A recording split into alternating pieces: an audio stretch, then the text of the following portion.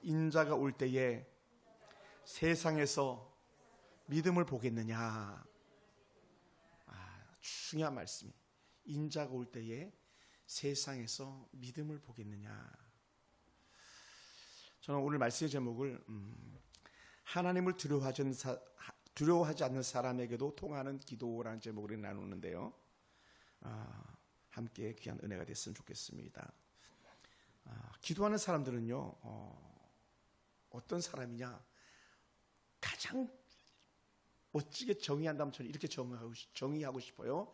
하나님의 나라가 임하는 사람들, 혹은 주의 종말이 빨리 이르기를 기대하는 사람들이라는 거예요. 좀 재미없는 얘기일 수도 있어요. 아니, 이렇게 재미난 세상에서 이 삶을 끝내고 주님이 오신다고? 그럼 안 되잖아, 이렇게 얘기하고 싶을 때도 있어요. 어떤 꽁트들도 막 그러잖아요. 결혼도 안 했는데 주님이 오시면 어떻게, 난 결혼도 못하고 좀 가야 돼. 여러분, 결혼이 더 좋습니까? 주님이 오시는 게 더 좋습니까? 하면 우리는 당연히 주님이 오시는 게 더 좋습니다라고 고백하지만, 아니야, 그래도 난 결혼해보고 그래도 천국 가도 가야지, 막 이렇게 마음들이 있더라는 거죠. 세상에 속한 그런 마음들이 있습니다. 여러분, 기도하는 사람들은요, 단순히 이 세상 부귀와 영광을 꿈꾸는 사람들이 아니에요. 아멘. 물론요, 우리가 좀 더 잘 먹고 잘 살면 좋겠어요. 근데 그게 전부가 아니라는 거예요. 그럼 기도하는 사람들은 뭐냐? 다시 한번 고백하지만, 하나님의 나라가 임하기를 간절히 기대하는 사람이에요. 주의 종말을 기대하는 사람들이에요. 그래서 예수님께서 이 두 가지 앞부분과 뒷부분에 두 기도자들이 나오는데, 그 사람들이 뭐냐? 주님의 나라가 임할 것을 기대하는 사람들이었다는 거예요. 내가 막 병이 나니까 막 이 병 나아주지 않은 그런 스토리가 아니에요. 사실은 이 비유는요. 그래서 우리 주님의 기도는요, 항상 하나님의 나라가 임하기를 바람이었고, 또 우리 주님의 기도는 항상 하나님의 뜻이 이루어지기를 바라는 그런 기도였어요. 항상. 우리는 사실 그렇게 잘 기도하지 못하는 것 같아요. 당장 내 코가 석 자라고 내 앞에 있는 어떤 문제들이 제거되길 바랬지, 배고픈 것이 제거되길 바랐지, 추운 것이 제거되길 바랬지, 하나님의 나라가 임하는 것에 대해서는 사실은 우리는 별 관심을 두지 않고 그렇게 살아왔던 것 같아요. 우리는 달라져야 될 줄 믿습니다. 그래서 제자들이 거듭난 이후에, 다시 말해 예수의 부활을 경험하고 난 이후에 180도 달라진 제자들의 삶은 뭐냐? 하나님의 나라가 임하기를 고대하면서 살았다는 거예요. 그 전에는 어떤 삶이냐? 좀 더 잘 먹고 잘 살고 높은 명예, 부와 귀를 누리는, 부귀와 영화를 누리는 삶을 추종했던 사람들이에요. 그런데 예수의 십자가 사건 이후 부활 사건을 경험한 그들은요, 전적으로 달라진 거예요. 그러니까 어떻게 돼요? 그들은요, 살면 전도, 죽으면 천국, 이런 영적 슬로건들이 그 안에서 그냥 꽉 차 있었던 거죠. 그럼 우리는 어떤 사람들입니까? 오늘 우리는 이미 성경 통해서 예수의 부활을 알고 예수의 부활을 경험한 사람들이기 때문에, 우리들 역시 마찬가지 그 제자들처럼 뭐라고요? 살면 전도, 죽으면 천국이라는 천국에 대한 소망을 가지고 살아가는 그런 사람들이 돼야 된다는 거예요. 제가 이번 주 중에 제가 공부를 이렇게 하면서 수련회 중에 강의를 이렇게 듣는데 그런 말씀을 하시더라고요. 예수님은, 또 성경에서는 어디도 교회가 막 부흥하라고 말한 적이 단 한 번도 없다, 이런 얘기를 하시더라고요. 교회가 부흥하라고, 너희 숫자 1000명이 되고 2000명이 3000명이 되고 이렇게 교회의 부흥을 말한 적은 단 한 번도 없다. 그리고 예수님은 단 한 번도, 예수님 위에 사도들도 마찬가지, 그 속사도들도 마찬가지예요. 어디도 교회가 100명, 1000명, 10,000명이 소중하다고 말하는 데는 단 한 군데도 없다는 거예요. 의미심장한 그런 고백이었어요. 물론 제 교회가 작기 때문에, 우리가 선교로 교회가 작기 때문에 막 유로가 되는 차원에서 그렇게 들었을지도 모르겠습니다만은, 복음은요 항상 하나님 나라 중심이에요. 하나님 나라 중심으로 이끌려다 보니까는 공동체가 필요했는데, 그것이 교회인 거지, 그것이 교회였던 것이지 그 이상 그 이하도 아니었어요. 정말 그런지 안 그런지는요, 사도행전을 손가락으로 짚어가면서 또박또박 읽어보세요. 또박또박 읽어보세요. 그래서 예수님은요, 그 제자들에게 하나님 나라를 가르쳐 주었고, 십자가 그 위에는요, 너희는 가서 모든 족속으로 제자를 삼아 아버지와 아들과 성령의 이름으로 세를 주고 내가 너희에게 분반 모든 것을 가르쳐 지키게 하라 했지, 너희 교회 부흥시켜라, 교회 잘 관리해라, 이런 말씀하는 게 아니라고 얘기하는 거예요. 부활하신 후에 하셔도 주님 말씀은. 그러니까 이 복음을 막 전하다 보니까 관리하는 시스템에서 교회가 필요했던 것이지 그 이상 그 이하도 아니었다는 거예요. 그러니까 오늘 저는 우리도 역시 마찬가지 하나님의 나라에 대한 간절한 기다림이 우리가 느끼기를 원합니다. 아멘. 저는 뭐 지금 이 순간이라도 주의 나라가 임했으면 좋겠어요. 물론 살기 힘들어서 그런 거 아니에요. 주님과 함께하는 그 나라가 좋은 거예요. 오늘도 우리 목사님이랑 전도 나가가지고 계속 그거 막 틀어놨어요. 찬수가 쭉 듣다가 한 곡에다 집중해놨는데, 죄 많은 이 세상은 내 집안이네, 이거였어요. 저 천국 없으면 나 어떻게 하나, 저 천국 문을 열고 나를 부르니 나는 이 세상에 정들 수 없도다. 내 마음은 하나님께 가 있는 거예요. 얼마나 귀하고 은혜가 되는지 몰랐어요. 하나님의 나를 대망하는 사람들은요, 그러다 보니까 어떻게 돼요? 항상 하나님의 말씀에 귀를 기울일 수밖에 없고 하나님의 뜻을 헤아리려고 하다 보니까 기도할 수밖에 없었던 거예요. 그래서 어떤 사람이 깨어있는 사람이냐, 하나님의 나라를 기대하는 사람이 깨어있는 사람이에요. 사실 열천의 비유도 그거 말하고 있는 거거든요. 그거 말하고 있는 거예요. 달란트 비유도 다 그거 말하고 있는 거예요. 다른 거 아니에요. 세상에서 큰 직분 가지라고 막 5달란트, 뭐 2달란트, 1달란트 이 얘기한 게 아니에요. 하나님 나라를 꿈꾸는 사람들에게 줬던 다 그런 메시지였다는 거예요. 그리고 예수님 주변 사람들이나 제자들에게 하나님 나라를 기다리는 사람들의 심정이 어땠는지를 갖다가 기도를 통해서 말씀해 주셨는데, 그것이 비유로 말씀하시는 오늘 이 누가복음 18장의 비유들이죠. 하나님 나라를 기다리는 사람들이 어떻게 해야 됩니까?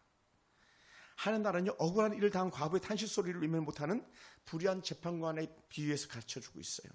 바리새인과 세리의 기도를 비교하면서 가르쳐주고 있어요. 바리새인은 어땠습니까? 나는 저 세리와 같지 않냐고 하면서 그냥 자신의 의를 막 드러내는 거예요. 근데 세리는요, 가슴을 치면서 내가 죄인입니다, 내가 죄인입니다 그러는 거예요. 그러니까 진정으로 하나님 나라를 기대하는 사람은 어떤 사람이냐? 내가 죄인입니다, 나의 죄를 용서해 주시옵소서 하면서 주님의 용서와 주님의 나라가 임한 것을 기대하는 사람들이라는 것을 9절부터 또 다시 말씀하고 있는 거거든요. 사랑하는 성도 여러분, 어떤 사람들이 근심한 사람 말이 있습니다. 목사님, 우리 가족은요, 주일을 꼭 지키고 11조도 반드시 드리고 남편과 저도 열심히 봉사했는데 왜 하는 일마다 안 됩니까? 왜 하는 일마다 안 돼요? 또 어떤 사람들, 이렇게 말하는 사람들도 있을지 몰라요. 목사님, 왜 우리 남편은 아직도 구원받지 못하고 저렇게 살아가고 있는 거예요? 갈수록 내가 기도하면 할수록 어떻게 남편은 더 포악해지고 난폭해지는지 모르겠습니다. 이게 막 넋두하는 사람들 가끔 만날 수도 있어요. 그럴 수도 있습니다. 그럴 수도 있어요. 오늘도 길에서 많은 환자들 만났는데, 환자들은 내 병은 왜 낫지 않습니까? 라고 하는 그런 하소연하는 사람들도 이렇게 본 적이 있습니다. 그럴 때 우리 주께서 주시는 말씀이 뭐냐? 하나님 나라를 대망하는 사람은 포기하지 않는다는 거예요. 누가? 하나님이 포기하지 않는다. 둘째, 우리도 포기하지 않는다는 거예요. 할렐루야. 포기하지 않아요.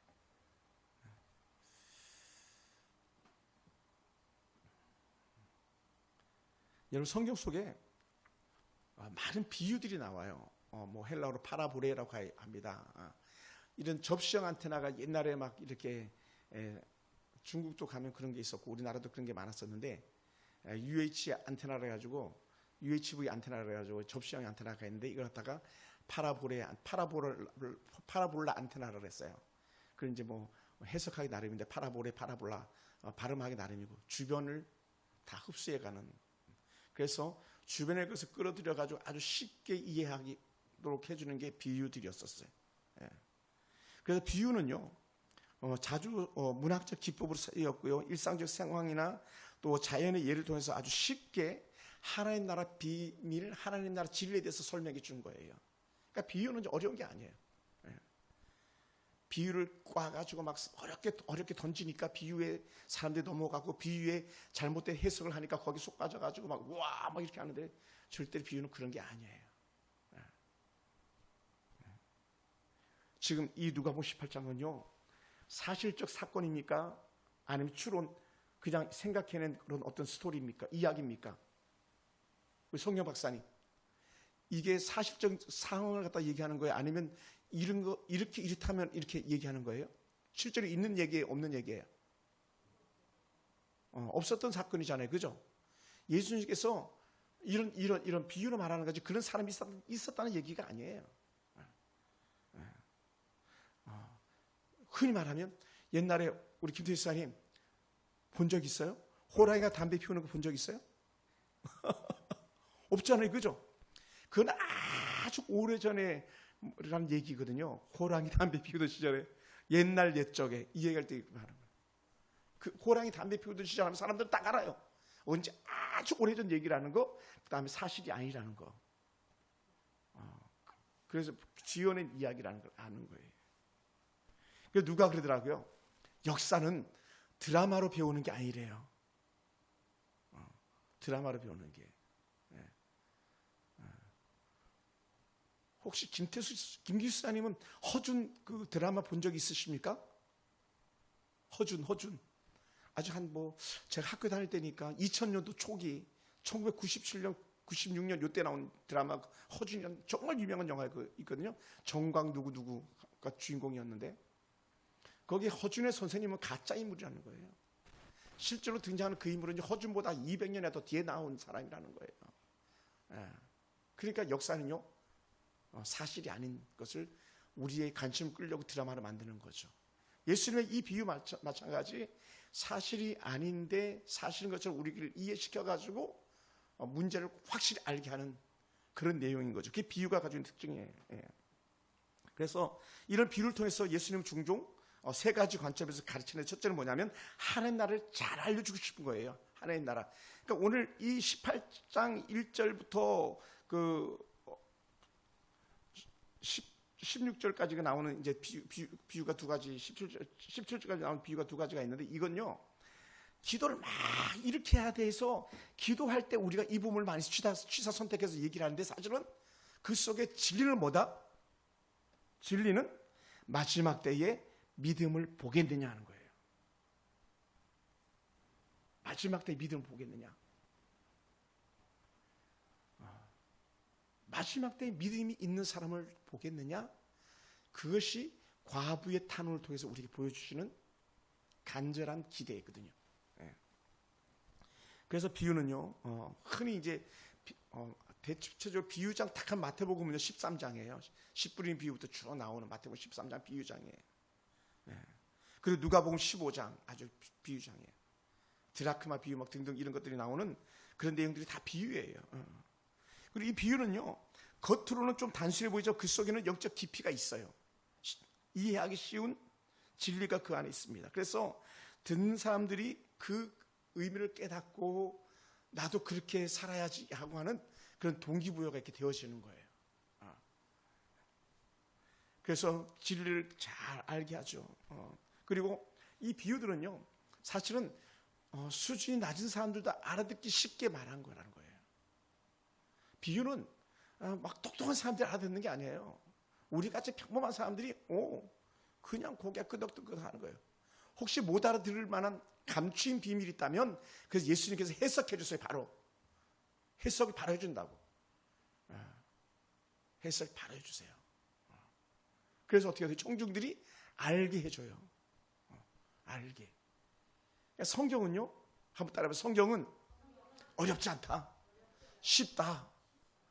근데 보면 볼수록 쉬워요. 보면 볼수록 이해폭이 깊어져요. 보면 볼수록 어떻게 돼요? 그 성경 말씀 속에서 하나님이 더 크게 보이기 시작하는 거예요. 전에는 요만하게 보였던 하나님이 두 번째 읽으면 이만하게 보이고 세 번째 읽으면 이만하게 보이고. 그래서 어젯밤에 한 성도를 이렇게 만났는데 5년 동안 교회를 안 다녔다는데 교회를 다니기 전 5년 전에도요 좋은 교회를 다녔던 분이 아니에요. 이단에 빠져있던 사람들이었어요. 그래서 자기가 이렇게 얘기하더라고요. 자기가 다녔던 교회에서 이렇게 나왔는데 왜 나왔냐 했더니 자기가 보혜사라 그래가지고 나왔다고 그러더라고요. 보혜사. 자기가 다니는 교회 담임 목사가 내가 보혜사다, 하나님이다 이렇게 얘기하더래. 이런 미친놈이 다 있나 해가지고 나왔대요. 잘했죠. 근데 그럴만 했던 게 뭐냐면 이분이 보니까 성경을 많이 암송하고 있더라고요. 아주 말씀을 줄줄줄 깨고 있더라고요. 막 그 서신서도 그렇게 많이 암송하고 있어요. 막 빌립보서도 막 그렇게 암송하고 있어요. 이사야서에 제가 좋아하는 41장 10절 말씀, 41장 1, 2, 3절 말씀, 43장 1, 2, 3, 4, 5절 말씀 막 줄줄 다 깨고 있더라고요. 그러니까 어떻게 돼? 뭐예요? 성경 말씀을 읽으니까 뭐가 생깁니까? 분별력이 생기는 거예요. 뭐라고요? 분별력. 이게 진짜인지 가짜인지 분별하는 힘이 생기더라는 거예요. 사랑하는 성도 여러분, 그래서 이 비유들은요 제자들에게 또 청중들에게 쉽게 알아듣도록 했던 말이다라는 걸 꼭 기억하시기 바랍니다. 그래서 이 비유를 통해서 예수님께서 의도하시는 것은 뭐냐면 변화되라. 뭐라고요? 회개를 촉구하는 거예요. 너희들도 이 과부처럼 하나님 나라를 기다려야 돼. 하나님 나라가 임할 거야. 그렇게 말씀하시는 거거든요. 그리고 생활에 대한 변화 같은 경우는 이런 거죠. 선한 사마리아 비유 아세요? 선한 사마리아인 비유도요, 사실이 아닌 예수님의 스토리예요. 선한 사마리아 사람이 길을 가는데 강도를 만났어. 제사장도 그냥 지나갔어. 그죠? 레인도 그냥 지나갔어요. 근데 사마리아 사람도 어떤 사람이다? 나쁜 놈 중에 나쁜 놈 중에 나쁜 놈 중에 나쁜 놈이었거든요. 그 당시의 문화 속에서. 우리 요즘으로 말하면 조폭 중에 조폭 중에 조폭 중에 조폭 중에 뭐 이렇게 할 수 있겠죠. 사기꾼 중에 사기꾼 중에 사기꾼 중에 이렇게 될 수도 있겠죠. 그런데 정작 그렇게 하나님을 잘 섬기다고는 제사장도 쑥 지나가 버리고, 나 바쁘거든. 레인 그렇게 제사장들을 위해서 도우며 수종 들면서 하나님께 제물을 준비하고 제사를 준비하는 이 레인도 그냥 쑥 지나가 버리고 만 거예요. 그런데 어떻게 돼요?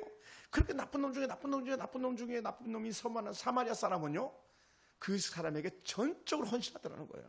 어떤 사람? 강도 만난 사람, 죽어가는 사람. 그리고는 어떻게 해요? 자신의 것을 다 희생해서 그 사람 살려내잖아요. 야, 너희가 그렇게 살아야 되는 거야. 너희 그렇게 살아야 돼. 이 얘기를 하고 있는 거예요. 뭐래요? 비유로 강력하게 다가오잖아요. 그죠? 강력하게. 너희들은 믿음이 좋다고 하면서 어떻게 너희는 그 사람 보고 지나갈 수가 있니? 그건 가짜야. 이렇게 말하는 거죠. 근데 이단들이 욕을 잘 사용해요. 사실 우리 기독교 초기에 전도할 때, 저도 의정부에서 전도할 때 그걸 되게 많이 했거든요. 문 열면 발부터 집어넣고 집으로 들어가가지고 우선 설거지통에 가서 막 설거지부터 해주고, 가정에 어려운 거 물어보면 어려운 거 대해주고, 이사 오면 막 생수병 갖다 날라주고, 밥 사서 중국집 시켜가지고 밥 주고 막 이런 걸 다 했었거든요. 우리 교회도 초기에 전도할 때에. 지금은 교회들은 그거 아무도 안 하잖아요. 누가 해요? 이단들이 그거 하잖아요. 우리가 안 하니까 그들이 그거 하는 거예요. 다른 말로 하면 우리가 정작 해야 될 사람들이 안 하니까 이단들이 하는 거죠. 우리가 전도 안 하니까 맨날 여호와의 증인들이 저기 서 있는 거잖아요. 막 신천지 뭐 하나님의 교회 얘네들이 미치광이처럼 날뛰고 있잖아요. 동방번개 전능신교가 막 미친 듯이 날뛰고 있잖아요. 그러니까 레위인 제사장들이 안 하니까, 오늘날로 말하면 장로님, 안식사님, 목사님들이 안 하니까, 집사님들이 안 하니까 막 이단들이 막 팔을 치는 세상을 만들어 버린 거예요. 그래서 안 되는 건데, 그것이 비유로 우리에게 말해주고 있는 것들이었던 거죠. 그래서 비유를 해석할 때는요, 앞뒤 문맥을 잘 봐야 되는 거예요. 우리 다시 한번 볼까요? 우리 7, 8절 다시 한번 읽어봅시다. 한번 줄을 꺼놔도 좋겠어요. 18장 8절 다 같이 시작. 내가 너희에게 이르노니 속히 그 원을 풀어주시리라. 그러나 인자가 올 때에 세상에서 믿음을 보겠느냐 하시니라. 인자가 올 때에 세상에서 믿음을 보겠느냐.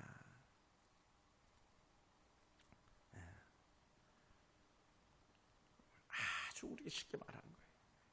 믿음이 있니? 이 과부는 자기 문제를 해결받기 위해서 이렇게 간절히 밤이나 낮이나 가서 자기 문제를 해결해달라고 하는데, 너희들은 어떠니? 이렇게 물어보는 거죠. 너희들은 어떠니? 너희들이 정말 내가 오기를 기대나 하니? 예를 들어서 이런 거예요. 주님이 오신다 그러는데도 불구하고 껴있지 않는 것, 거기 기대가 없다는 거죠. 이것을 주님께서는 이렇게 해석하시는 거예요. 내가 올 때에 믿음을 보겠느냐. 사실은요, 이런 메시지 들으면 우리는 머리에 막 쭈삣쭈삣 서야 되는 거예요. 막 닭살이 돋아야 되는 거예요. 사실 그게 어쩌면 정상인 거예요. 왜?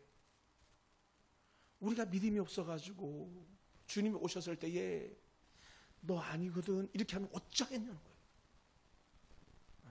물론 그렇지 않겠습니다만은 다 지나갈 때 너 그때 뭐 했어 이렇게 말하면 어쩌겠냐는 거예요.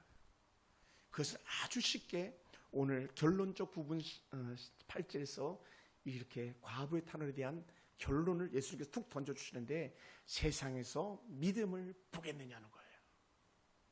한번 따라해 봅시다. 하나님, 이렇게 쳐요. 하나님, 나도 믿음이 있기 원합니다. 아멘. 믿음이 있어요.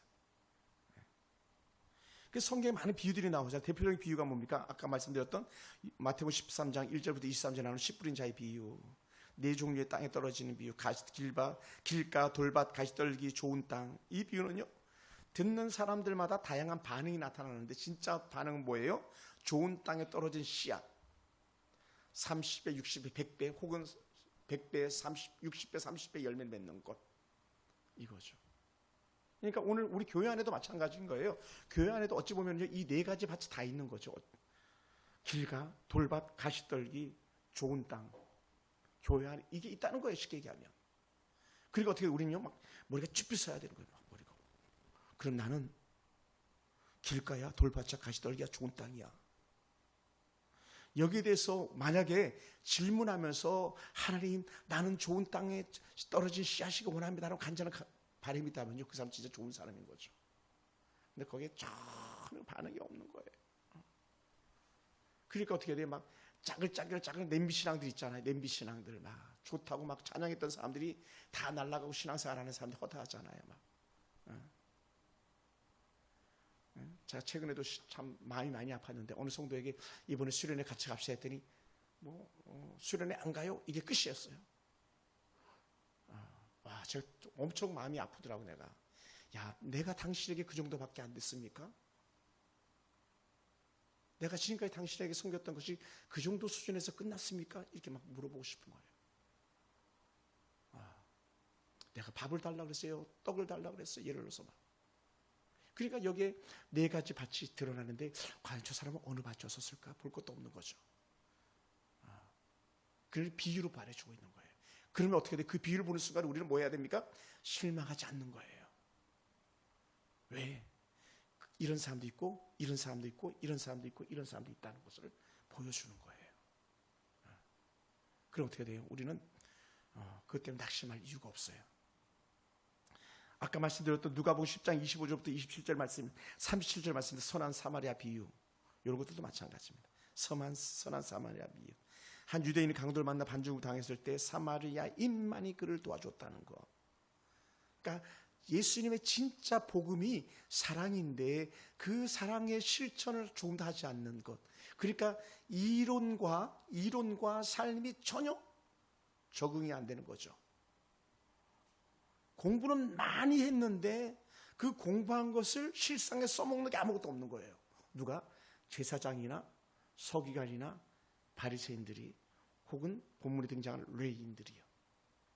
그런데 사람들이 천시받고 무시당했던 사마리아 사람들은 성경적 지식은 풍성하지 않아도 그 안에 하나님을 아는 은혜가 있더라는 거죠.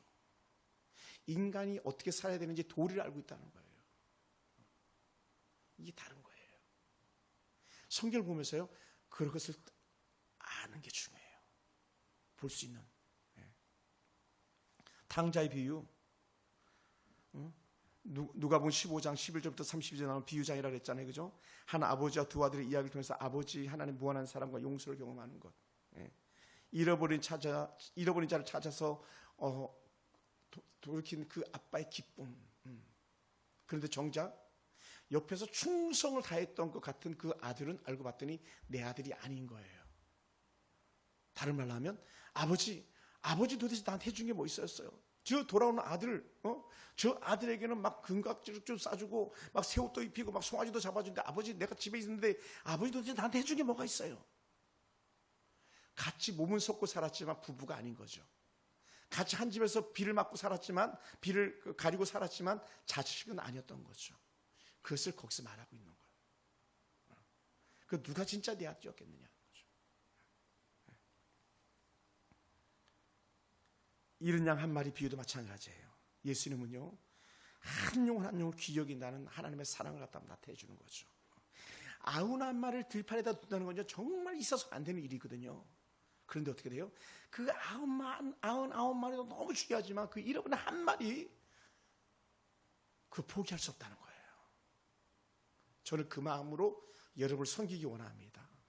우리 성도 다 중요하지만 난 김태희 집사님 없으면 아무것도 없는 거예요. 남규 집사님 안 계시면 아무것도 없는 거예요. 김규 집사님 안 계시면 아무것도 없는 거예요. 누가 그래요? 예수님께서 그렇게 말씀하시는 거예요. 그래서 이렇게 표현하는 거예요. 예수님께서도 얘야 세상 그 어떤 것을 다 줘봐라. 내가 너랑 바꾸나? 안 바꾸죠. 전 우리 하은이하고 안 바꿔요. 여러분 금덩어리를 집치만을 갖다 줘보세요. 제가 하은이랑 그 금덩어리랑 바꾸는가? 안 바꿔요. 그게 비유의 결론이에요. 이른 양의 비유 안 바꾼다는 거예요. 그러니까 어떻게 해요? 가장 살진 송아지를 잡아가지고 동네 사람들에게 배설하면서 아들이 돌아왔어. 그 아들은 개 거지가 돼서 돌아왔고 부르만큼한 그런 자식으로 돌아왔는데도 불구하고 아버지 집으로 돌아온 것, 아버지 집을 기억하는 것, 그 하나로 만족하지 않은 그런 모습을 보이고 있잖아요. 사실 우리가 그런 사람들이거든요. 우리 자랑할 거 없잖아요. 내세울 거 없잖아요. 하나님의 은혜가 아니면 지금 여기 앉아 있을 수도 없잖아요. 우리는 얼마나 정말 들키지 않은 죄들이 많습니까? 뉴스에 나오는 죄들은요 다 들킨 죄잖아요. 뉴스에 나오지 않는 그 죄들은요 들키지 않은 죄예요. 사실은 그들보다 훨씬 더한 죄들이 막 첩첩산중에 쌓였을지도 몰라요. 그런데도 불구하고 하나님이 우리를 포기했냐고요? 포기하지 않았어요. 그걸 뭐 했어요? 돌이키기를 원하신 거죠. 기다림. 아들은 아버지를 몰라봐도 아버지는 아들을 알아보는 아직도 상거가 뭔데 저 멀리 떨어진 아들인데도 불구하고 아버지가 먼저 알고 달려가서 안아주는, 입 맞추는 그 비유가 아버지 하나님의 사랑을 갖다 우리에게 말해주고 있는 거거든요. 그래서 우리는 아무도 포기할 수 없는 거예요. 아무도. 누룩 비유, 하나님 나라에 대한 비유예요. 겨자씨 비유 마찬가지 하나님 나라 비유. 마태복음 14장은요 하나님 나라 비유예요. 천국, 하나님 나라, 더 킹덤 바실레니아, 하나님의 나라, 하나님의 왕국에 대한 비유거든요. 그러니까 거기는 누가복음 마태복음 13장을 읽으면 거기서 무엇을 반드시 찾아야 되냐면 하나님 나라를 찾아내는 그 비유 전부가 다 그거예요. 우리가 막 좀 더 잘 먹고 잘 살고 막 부자가 되고 이 얘기 절대 아니에요. 물론 그렇게 해석할 수도 있어요.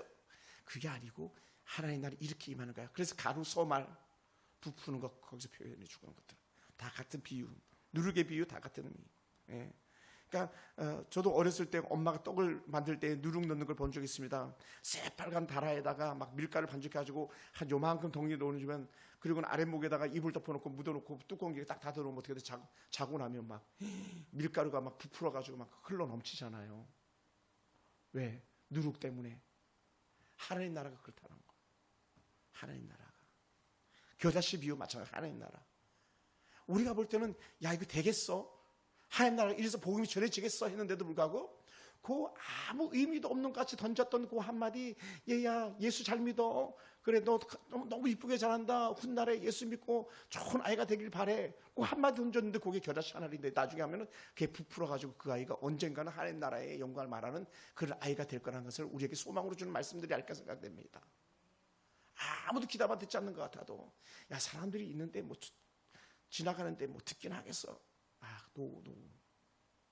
그래서 하나님께서는 바울을 통해서 했던 말씀이죠. 전도에 미련한 것이라고 말했던 거예요. 전도에 미련한 것으로 하나님 나라가 점점 커가는 걸 말씀해 줬던 거죠. 열천의 비유 마찬가지입니다. 마태복음 25장 다 하나님 나라에 대한 비유. 달란트 비유 마찬가지 다 하나님 나라에 대한 비유. 부자와 나사로 하나님의 심판에 대한 비유, 하나님 나라에 대한 비유죠. 포도의 비유 다 마찬가지. 이런 비유를 통해서 우리는 하나님의 은혜를 더 잘 알기 원하는 거죠. 그렇다면 오늘 이 본문 속에 등장하는 이 재판관은요, 왜 그렇게 악한 재판관으로 이렇게 평가되었냐? 우리가 한번 재판관들에 대해서 한번 잠깐 생각해 본다면 이런 거예요. 재판관은요, 정의의 상징이에요. 정의 상징. 그래서 지금 우리나라 대법원도 가면 그럴 거예요. 저울을 이렇게 들고 있는 거예요. 이렇게 옆에 있는 접시 저울 양쪽에.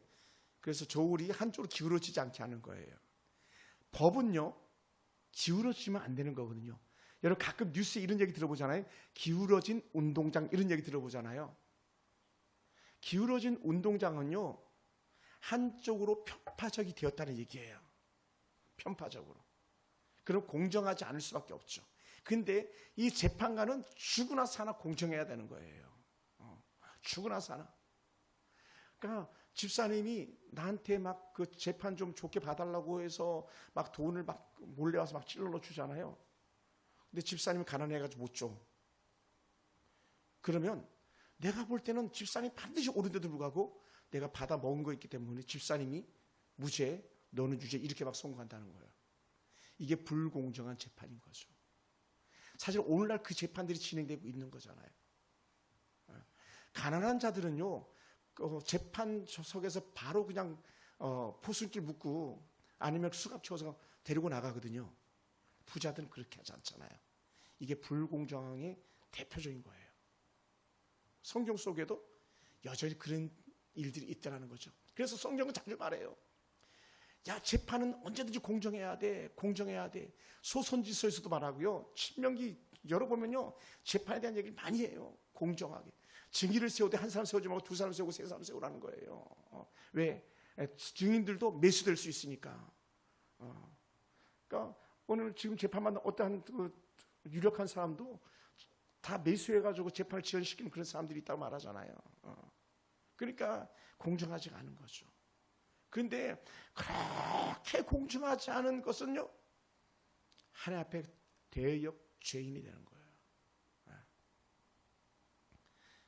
그럼에도 불구하고 그런 불공정한 재판관조차도 마음을 움직여서 그렇게 형편없는 가난한 과부의 원한을 풀어준다. 말도 안 된다는 얘기죠, 사실은. 어떻게 그런 일이 있을 수 있겠냐? 말도 안 됩니다. 그러면서 한마디 우리에게 턱 던져주실 말씀이 뭡니까? 불의한 재판관 악한 자라도 들어주는데 하물며 선하신 하나님께서, 재판에 공정하신 하나님께서 너희의 단언을 갖다가 들어주지 않겠느냐? 너희의 소원을 들어주지 않겠느냐? 내가 더디 오겠느냐는 거예요. 더디 오겠느냐? 반드시 내가 온다는 거예요. 여러분 힘들잖아요. 괴롭잖아요. 사는 것이 고달프잖아요. 주님께서 반드시 와서 우리의 삶을 책임져 주시고 믿음의 것에 대한 반드시 보상이 있다는 거예요. 그러니까 이 여인이 가지고 있는 보상은 뭐예요? 재판을 들어주는 거죠. 네가 오라 하면서 원수를 물리쳐 주는 거예요. 그래서 이 재판관이 아주 쉽게 주변 사람들에게 알아듣게 해줬다는 거죠. 그래서 성경은요, 재판관들이 부패하거나 뇌물을 받는 것에 대해서 강하게 경고합니다. 부패한 재판관은 하나님의 심판을 받을 거라고 아주 경고합니다. 그러니까요, 오늘날 이 세대 재판관들은요, 망할 사람들이 많아요. 김명수 대법관 지금 이제 끝났습니다만 그 사람은 지옥불에 떨어질 거예요. 우리나라 법 체계를 다 망가뜨리는 악한 재판관이었거든요. 쇼는요, 잠시 잠깐 사람들 속일 수 있을지 모르겠지만 하나님 앞에서는 안 통하는 거예요. 그런데 어떻게 돼? 예를 들어서 그런 사람조차도 들어준다면 하나님은 어떤 분? 우리가 잘 고백하는 것처럼 하나님은 선하신 분, 선한 하나님께서 들어주지 않겠냐는 거예요. 그래서 이렇게 표현합니다. 우리 한번 볼까요? 6절, 7절 우리 두 절 한번 읽어봅시다. 주께서 시작. 주께서 또 이르시되 불의한 재판장이 말한 것을 들으라. 하물며 하나님께서 그 반납 부르짖는 택하신 자들의 원한을 풀어주지 아니하시겠느냐? 그들에게 오래 참으시겠느냐? 어떤 사람들? 택하신 자들, 여러분들, 오늘 저를 말하는 거죠. 너희들의 소원을 들어주지 않겠어? 그 불의한 재판관도 들어주는데 내가 너희 소원 들어줄게. 그럼 어떻게 되겠어요? 기도하는 거죠. 1차적으로 뭐 좀 더 낮은 수준에서 얘기한다면 우리의 일상을 갖다 주께 다 아뢰는 거. 좀 더 크게 본다면 주님 나라가 대망해서 반드시 우리는 구원할 것이고 세상 심판한다는 거. 그것을 아주 강력하게 오늘 이 누가복음 18장에서는요 우리에게 말씀해 주고 있는 것이죠. 할렐루야. 사랑하는 성도 여러분, 그래서 예수님께서 이 재판관의 그 정말 불의함 악행을 통해서 우리에게 주시는 은혜가 뭐냐? 큰 위로라는 거예요. 위로. 하나님의 위로. 하나님의 큰 위로가 우리 가운데 있다는 거예요. 얘들아 봐라, 저렇게 악한 자도 오고 또 오고 또 오고 하면 들어주는데 그 선한 하나님께서 너희의 원한을 들어주지 않겠니? 너희들을 멀리하겠니? 더디 오겠니? 그렇지 않아. 그러니 이러한 본문은 시대가 어려우면 어려울수록요 사람들이 더 많이 선택해서 설교하게 되고 더 많이 설교를 듣고 위로받는 거예요. 근데 사실은 제가 볼 때는 지금이에요. 지금 우리가 믿음으로 산다는 게 얼마나 어려운 건지, 우리의 삶의 처지가 어쩌보면 제 스스로 봐도 그래요. 정말 힘 못 쓰는 가난한 과부예요. 가난한 과부. 정말 오늘 이 시대 앞에 교회가 정말 힘 못 쓰는, 세상 말로 하면 쪽도 못 쓰는 가난한 과부의 모습이라는 거예요. 교회라고 함부로 명함 내밀지도 못하잖아요. 목사들끼리 명함 주고받을 수 있지만 일반인들에게 나 서울풍산교 신목사에 명함 준다는 거죠. 사실은 간이 부은 거예요. 왜? 내밀어봤자 좋은 소리 할 사람들 거의 없는데, 오늘 교회가, 오늘 성도들이 아무리 힘을 쓸 수 없는 그런 가장 연약한 자들인데도 불구하고 하나님께서는 뭐한다? 우리 손을 들어준다. 할렐루야. 여러 기도를 들어주신다는 거예요. 여기에 우리 주의 큰 은혜와 위로가 있기 원합니다.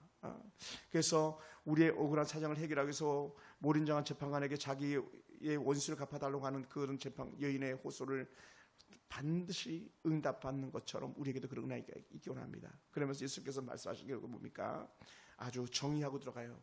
기도는 이거야 라고 말하는데 뭐라고 표현했냐면, 한번 다시 한번 볼까요? 자, 이제 이런 18장 1절 같은 경우를 갖다가 이제 흔히 말합니다. 나레이터라고 말하는 사람. 이건 예수님께서 말씀하신 게 아니죠. 근데도 불구하고 예수님이 말씀하신 것처럼 해석해 나가는 거예요. 자, 한번 읽어봅시다. 1절만 시작. 예수께서 그들에게 항상 기도하고 낙심하여야 할 것을 비유로 말씀하여. 이거는 저자 누가가 이렇게 쓴 거예요. 누가가. 그리고는 이제 예수님이 어떤 말을 이렇게 말했어라고 하는 걸 위해서 하는데, 뭐라고 합니까? 1절에 보니까 항상 기도하고. 이게 첫 번째예요. 따라해봐요. 기도는 항상 하는 거다. 그죠? 이게 전제가 들어가야 된다니까요. 믿음이 있거나 믿음이 없거나 항상 기도하는 거. 이게 하나님과 영적 관계를 갖다 끊지 않는 거예요. 기분 좋으면 기도하고 기분 나쁘면 기도 안 하고, 기분 좋으면 성경 보고 기분 나쁘면 성경 안 보고, 이게 아니라는 거예요. 기도는 항상, 다른 말로 하면 이거예요. 또 이렇게 해석할 수도 있어요. 하나님의 나라가 임하기를 우리는 항상 고대하는 거예요. 그런 사람도 어떤 사람이다? 기도하는 사람이다. 그리고 두 번째 봅시다. 뭐 하지 말라? 그렇죠. 낙심하지 마라. 기도하다 보면 어떻게 낙심될 때가 있어요? 없어요? 낙심될 때가 있잖아요. 왜 도대체 응답이 없는 거야? 하나님 도대체 어디 계시는 거야? 내 하나님 어디 계십니까? 시편의 기자가 막 고백하잖아요. 내가 낮에도 부르짖고 밤에도 부르짖었는데 우리 하나님 도대체 어디 계세요? 어디 계세요? 우리 하나님 어디 계세요? 이게 낙심이거든요. 그런데 낙심하지 말라는 거예요. 왜? 내가 고난당할 때 주께서 내 기도를 들으셨다고 요나서에 보면 나오거든요. 내가 큰 물고기 뱃속에 들어가서 그렇게 깊은 가운데 빠졌을 때도 주님께서는 나를 기억하고 계셨고 그곳에서 비는 내 기도에 응답하셨다는 거예요. 낙심하면 기도하지 못하죠. 그리고 어떻게 돼요? 응답이 더딜 뿐이지 응답은 있다는 거예요. 이걸 갖다가 아주 쉽게 이렇게 말한 거죠. 과부가 아침에도 가고 저녁에도 가고 오늘도 가고 내일도 가고 또 모레도 가고 계속 누가 그 나쁜 재판관이 들어줄 때까지 또 가고 하는 것처럼 기도는 계속 한다는 거예요. 계속 뭐 하지 않고 낙심하지 않고. 근데 사단은 낙심하게 하거든요. 사단은 의심하게 하거든요. 그가 거기에 귀 기울이지 말고 하나님의 응답을 기대하면서 계속 말해라. 계속. 이게 기도의 대전제예요. 그래서 기도하면 우리는 막 머리 팍 박혀야 되는 게 뭐냐면 항상 기도하고 응답이 없더라도 낙심하지 않는다. 그러면 또 기도한다. 오늘 이 밤에 이 영적 공신만 가지고 돌아가도 여러분은 좋은 은혜의 사람들로 승리할 줄 믿습니다. 많은 게 필요 없어요. 항상 기도하고 낙심하지 말고 그래도 기도하고. 그러니까 오늘 우리가 신앙생활을 어떻게 하는 거냐? 하나님이 계셔 안 계셔 막 의심 안개가 막 우리가 막 몰려올 때도 불구하고 아침에 안개는 걷어주게 돼 있는 것처럼 우리가 의심스럽고 더딘 것 같이 여겨서는 것이 주님은 반드시 이 땅에 다시 오신다는 거예요. 그것을 기대하기 때문에 우리는 오늘 이 자리에 머물 수 있고요. 그걸 기대하기 때문에 세상 사람들 볼 때 참으로 어리석고 미련해 보이지만 우리는 이 길을 갈 수가 있는 줄 믿습니다.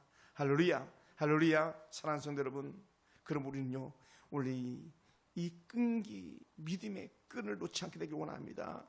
즉각적인 응답이 없다고 실망하지 않게 되길 원합니다. 계속 기도하면서 영적으로 도전되기를 원합니다. 그래서 우리가 훗날에 주님께서 하시는 말씀 마지막 메시지, 야 내가 마지막 세상 끝날에 믿음을 볼 수 있겠어? 믿음을 볼 수 있을까?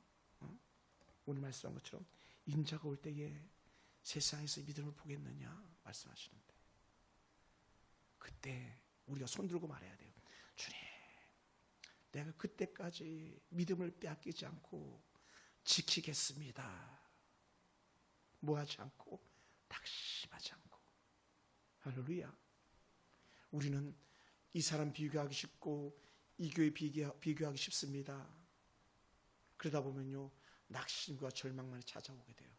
그런데 주님께서 말씀해, 얘야 아니야, 나를 봐, 나를 보고 따라와, 이렇게 말씀하는 거예요. 너 지금 응답이 없다고 실망하지 마. 나는 반드시 온다. 너가 구하는 금덩어리보다 더 좋은 하나님 나라가 너가 가는 데 들어와 있잖아. 그래서 내가 너를 데리러 올게. 사랑하는 성도 여러분, 말씀을 마무리하겠습니다. 지금 우리가 살면서 힘에 겹지만 또 때로는 기도의 입이 꽉 닫혀가 열리지 않을 때도 있지만 그럼에도 불구하고 낙심하지 않고 주님을 바라보며 오늘 다시 기대한다면 우리 안에 하나님의 은혜는 더 차곡차곡 쌓이는 걸 느끼게 될 겁니다. 세상 그 누구도 여러분을 알아주지 않아도 또 사는 형편, 삶의 처지가 지금보다 더 부유하지 않아도 그래도 내 안에 하나님 계셔. 이 하나만 있다면 우리는 언제든지 어디서든지 기죽지 않고 믿음의 담력 가지고 승리해 나갈 줄 믿습니다. 세상에서 믿음을 보겠느냐? 그때 우리 이렇게 말해요. 하나님, 오늘 내가 여기 있습니다. 오늘 내가 여기 있습니다. 어떤 사람? 믿음의 사람. 믿음의 사람으로 내가 여기 있습니다. 이 고백하는 멋진 저와 여러분 되길 주님으로 축원합니다.